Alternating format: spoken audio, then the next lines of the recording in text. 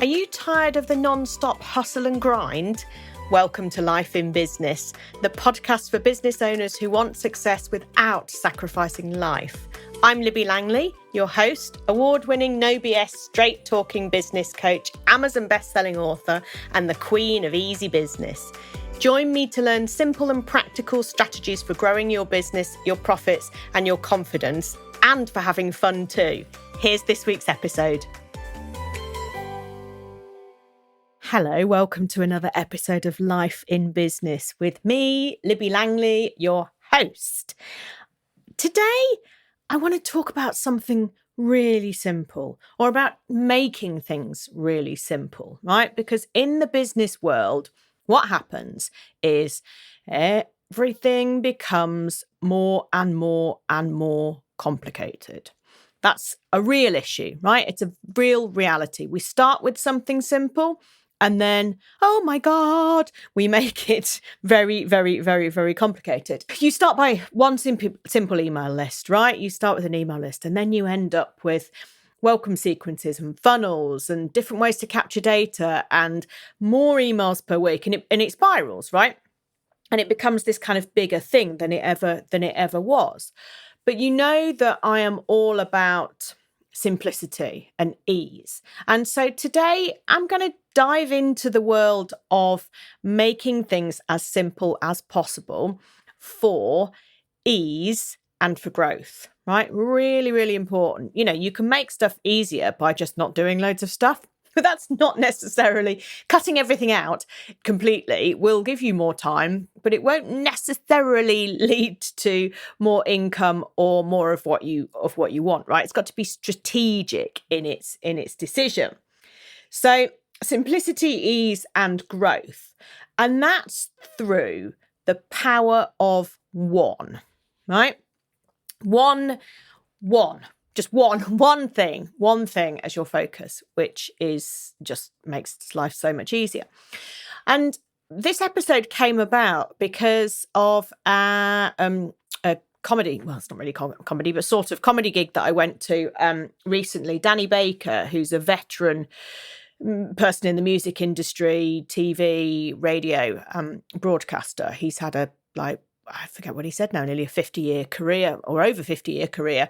And so I went to see him in our local theatre, and he was talking about his life. And it was absolutely fascinating, really. But one thing that sparked this episode, and I just think is such a good way of thinking about things, it will help you think about things, is when he started out on radio.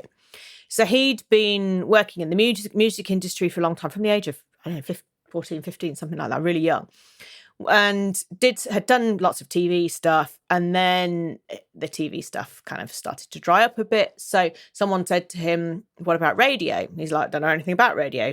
But it turns out you just turn up and talk, right? This is what he said. And so he didn't know anything about the tech behind radios. He didn't know how to schedule songs, didn't know how to do anything like that. So when he was in there, he got someone, it was Radio 5, as it was then, 5 Live now. And they got someone, a really young engineer, to come and help him with all the technical stuff.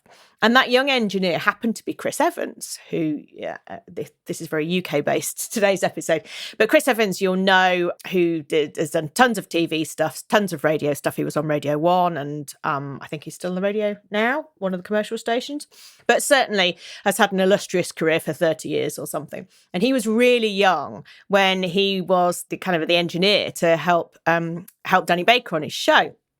And they were talking about their show and how they were going to put together this show. And it was, what Danny Baker said was really that a lot of radio shows are kind of really boring, right? The phone-ins is a great idea because it gets audience and engagement. And so similar to the way that I'll say to you, message me and tell me what's happened, what's kind of come up for you during this episode. It's the exact same premise that you get people to interact, because the more people interact, the more you know, you absolutely know that you're getting engagement, and the more you kind of feedback you can kind of get from people. But he was saying that it's just so boring. Tell me what the weather's like where you are now, and tell me what's happened to you already this morning. And they were just kind of the kind of questions that were being asked on radio stations. Oh, I think actually this was GLR. I'm sorry. So I think it was Greater London Radio to start with. It went on to become Radio 5. So it was regionalized in that regard. But it was just, it was driving them to distraction. It was just kind of really boring stuff. And they wanted to be different. They're both really quick thinking people and kind of mavericks in their field, and wanted something more exciting. So what they did for this radio show was they asked the most ridiculous niche questions that they knew only a handful of people possibly would be able to answer or give an answer to. And it really, really I just thought, it's so good. It's such a good story that to share with you to help you kind of understand this. Because when we talk about niching, we're always frightened to niche down, really, because it's like, oh, but what about all the other people? What about all the other people who can't respond to that? And the thing is that in most businesses, certainly in most service-based businesses, you only want or need 10, 20, maybe 50 customers to kind of really make a big difference to your business. You don't need hundreds of thousands of people. So you don't need to be asking people something or sharing something that everyone can respond to or it resonates with everyone. It can be something that everybody enjoys listening to or enjoys the concept of, but actually to convert them to a client, you're talking really small numbers, right? So you can niche down as much as you like. And that's what they did in the early days of this radio show, was to ask questions for phone-ins that were just so crazily specific that hardly anybody could respond. And there are a few reasons for that. One is that it makes more interesting listening, which is entirely the point of a radio show, right? You want people to be interested and to be able to keep listening and to recommend it to other people and all of this. Another reason is that it makes for good stories. And the more ridiculous and niche a story is, the more interesting it is to kind of pass on as well, and more interesting and engaging. And also for ease, right? Big element of ease in this, because if you're manning a switchboard or monitoring an email inbox or DMs on social media, whatever our equivalent would be, then the fewer people who actually contact you there, but the higher quality they are, the better. Because if you're trying to field hundreds of messages a day, you're going to miss stuff. You're going to miss the good ones that are in there, right? But if your questions that you're putting out there are so specific that very few people will be able to respond, that's great, right? Because then you can give them the time and energy and devotion that you want to and that they kind of deserve. And the same thing for the radio show, right? The fewer calls they need, the fewer they get, the fewer staff they need on, and the more time they can kind of take with this. So one of the questions, and if you kind of know this history, then I think it's quite a famous question. But they asked, "Why is there a horse in your house?" And that was the question that people had to phone in and give the answer to, thinking nobody's going to be able to answer this. Nobody's going to have a horse in their house. But sure enough, someone did phone up and say, "Oh, there's a horse in my house because," and I forget what the answer was, but he did talk through it in his gig that we went to see. But can you see how just kind of so niche that is, that the one person who can replies like, "They're talking to me. Oh my God, they're talking to me. I can do it. This is me. And that kind of makes you feel really special, right? If you're the one who thinks, "I can tell you why there was a horse in my house. I can tell you a story about that." And it really builds such a beautiful relationship, because they're talking, you know that you're pretty much the only person who can answer that question, who can deal with that, who can respond to that. And it's absolute gold for the people on the other end, in this example for the radio presenters, because they've got someone they can have a conversation with who exactly fits the brief. And if you think about your own marketing and you think what you might be able to achieve by adopting a similar strategy strategy to this, the simple power of one, right? You're talking to one person who you can ask a really, really specific question of. And it depends what your business is as to how you might do your equivalent of what's a horse in your house. But there's absolutely something really, really specific that you can do. If you're in financial services, you could perhaps talk about the time that you could perhaps ask people about bankruptcy situations, and then you can talk about what happens next. If you're a photographer, you could ask people, tell me about the time that you fell over in the mud. And there will be someone who that happened to on a photo shoot. Yeah. For me, as a business coach and mentor, then I can ask people about the time that they fell over whilst delivering a service, or went the wrong way, had a car accident on the way to do some work. Those kind of really specific questions that you can ask people that aren't necessarily kind of to do with what it is that you're doing or what you're offering, but absolutely resonate with the person. And if that one person responds to you, they're responding to you because it's you who's asked the question, because they're interested in what you do. And that is just such a beauty of a lead, because you're pretty much the only person that you can have that conversation. They're pretty much the only person that you can have that conversation with, and they are having that knowingly having that conversation with you. So it's just such a fantastic kind of lead. So a way that you can do it in your marketing is you can tell a story about something ridiculous or super niche that happened to you, like the time you had a horse in your house, right? And then ask has anyone else ever experienced this? And that's the way to kind of start your conversation there. But it's funny, it just makes me think of when I was a child, the next door but one, they had a horse live in their garage, and it was just a perfectly ordinary suburban street, village street, but not massive houses. It was a single garage, perfect next to a bungalow. So I don't think that would happen these days, but there you go. That horse lived there for quite a long time. So everybody's got kind of these funny, quirky stories to tell and to share, and how it is business related. If it's so random that it's not really anything to do with your business, but how it's business related is because you've asked it, and it's people engaging and connecting with you. So it's great. It's a really great marketing tactic. And I wanted to share it. I wanted to share it with you because it's great, right? It's a great way to look at things, and it's a great way to kind of take away the fear of niching, of being really specific. But they did this on a radio show that it's high and had millions and millions of listeners. So whilst you might only there might only be one or two people who can answer the question, who can respond to that specific thing that you've put out there. Or tell me the time you fell in a ditch while you were trying to create an Instagram video, whatever it is, there'll be very few people who can kind of actually respond to that. But it's you that's creating the space for people to talk about it. It makes people interested in you and what you're doing and saying.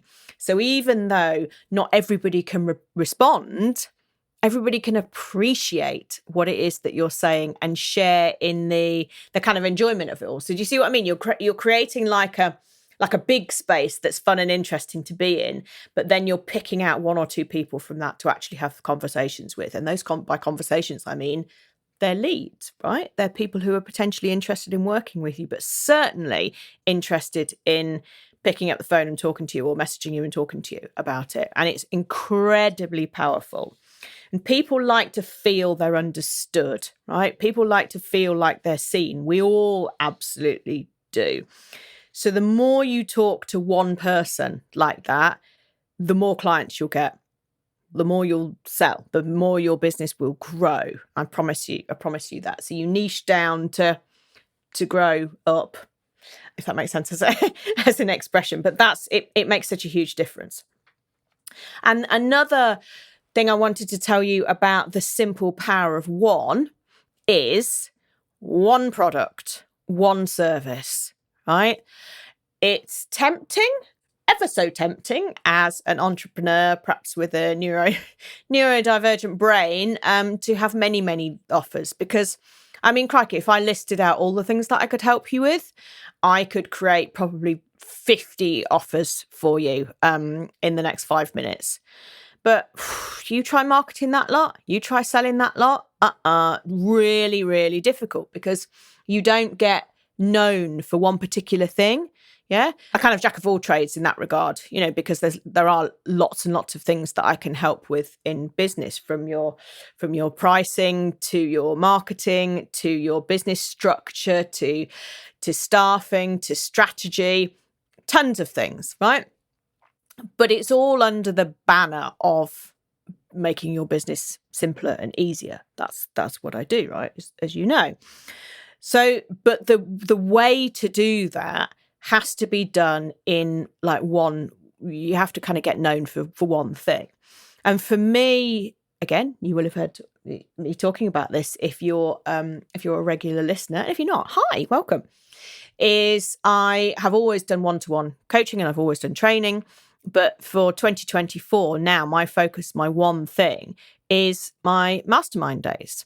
They're currently, at the time of recording in January, they are in person, one a month at my house in Chesterfield, Derbyshire. But there's going to be some virtual ones and stuff. But that's what I'm, that's my one thing for this year.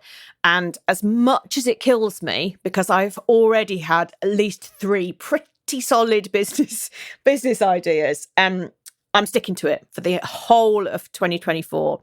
And the only other work that I'm doing is my VIP days, and also kind of company work with companies, different things like that. So it's really, I find it really challenging. I'll be absolutely open and honest about that. I find it really challenging to just stick to one thing, but I'm sticking to one thing. I am, because there's this simple power of one. So all I have to talk about is, here's my next mastermind day. Here's what happened on the last mastermind day. Here's what people said. Here's how you can book onto the next one. Here's the one after that. It's all I have to talk about, right? So it's a really simple way to have a consistent sales message in my marketing. And it's just so simple. I can go to a networking meeting and say, oh yeah, in-person mastermind days. Do you want to come? Here's the next one. People, it's yes or no. Yes or no. I don't have to explain anything particularly about it. I just need to kind of keep telling people about it. And everything else that I do and I talk about feeds into that. So you can see there, just using myself as that example, how much easier it is. And the simple power of one is that it not only brings about simplicity and ease, but it brings about growth. Because people, if someone says to someone else, do you know, it'd be really helpful if I could just take a day out of my business and just spend time with someone who's been there and done it, and kind of work out what I'm doing next. And the other person listened to this podcast and said, oh, you want to talk to Libby Langley? She does in-person mastermind days. Does she? Oh, that sounds perfect. There you go, you see, because you keep talking about the same thing over and over again, it spreads the word. It's fantastic. But you've got to just put your blinkers on and not action any of the other millions of ideas that you've had. You can save that for next year, okay? But you will find that if you go all in on one thing, you'll make more money, you'll have more time, you'll be happier and calmer, your marketing will be easier, and you'll get a reputation for being the best at whatever your thing is. And that's so powerful, right? The simple power of one, its power is in the ease for you and the understanding for everyone else. Yeah? You do one thing. It's like if you're a photographer and you do weddings and you do baby shoots and you do brand photos and you do family portraits, and it's like, oh, okay, so and you might do food photography. So it's like, well, okay, which are you good at? Which should I book you for? So if you just do weddings, or you just do brand photography, or you just do food photography, or you just do family, it's so much easier because you immediately become the expert in that. And yeah, you say no to other stuff, but if it's all about growing your business, right? And so the more that you focus on stuff, the more you say no to the stuff that doesn't really align with the thing that you really want to do, the better it is. The better it is for everybody. The easier it is, and the simpler it is for everybody. So one thing that I've kind of noticed already, at time of recording, we're midway through January, so really early on in the start of the year. But one thing I've noticed by me just focusing on talking about these mastermind days, if you want to work with me, you come on a mastermind day. If you want to work with me, you come on a mastermind day. And is that people are starting to talk about them. People are starting to pick up on that and contact me about it. And it's just fantastic. And that's obviously how marketing works, right? And that's what we want. But by just doing this one thing over and over again, it's already paying dividends in its simplicity. And it's a piece of cake for me to kind of talk about.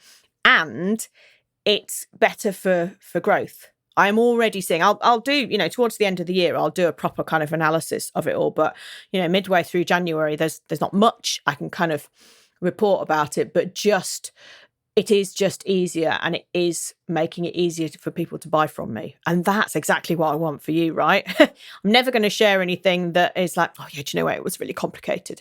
But certainly in the past, when I've had a number of different things and they've all required, they've stopped being the simple thing and they've started to require really complicated funnels and email systems. And it's been harder. It's been harder for me because it's really time consuming, or I've had to pay someone to do stuff. And it's been harder and harder for people to buy because do they buy this or do they buy that or they buy the other? And that's not what you want. You don't want a confused audience, because a confused audience will not buy. And what do we want? We want people to buy. Why do we want them to buy? So we can serve them and so we can grow our business and so we can go on a really nice holiday. Yeah, that's what we want. That's exactly what we want from life. So for simplicity, ease, and growth, please remember, the power of one makes such a difference. Niche down so you're talking to one person, offer one product, one service, talk about this one thing over and over again to one person, and then more people will come. And to help you remember the story that I've told you today about why is there a horse in your house. And hopefully it will put a smile on your face, and it will help you to just kind of think, well, do you know what? They did that with a radio station when everybody thought they were bonkers. And look how many millions of people liked that and how it grew and grew and grew. And that's follow those same principles. One thing, talk to one person, maybe so niche, and, talk about what it is that you're interested in around this, or what's kind of different and nichey about you. And you're going to see your business grow in the easiest way possible. And all I've ever wanted for you is that you grow your business with simplicity and ease. So yeah. So if you have ever had a horse in your house, do let me know. You can message me on Instagram. I'm at Libby Langley, or LinkedIn. You'll find me, Libby Langley, there too. I always love to hear from you. And I find the conversations that this podcast sparks, I find them really kind of interesting and exciting. And I'm always genuinely thrilled to hear from anybody who's listened to my podcast. I know quite often people share it in their stories, and I just think it's absolutely fantastic. And I don't take it for granted because I don't, just because it's an incredible thing that you would think to get in touch, and you would think to share something. So I'm forever grateful. I love hearing from you, and I hope that today has made a big difference to you, and you're going to be perhaps a bit bolder in how little you do, if that makes sense.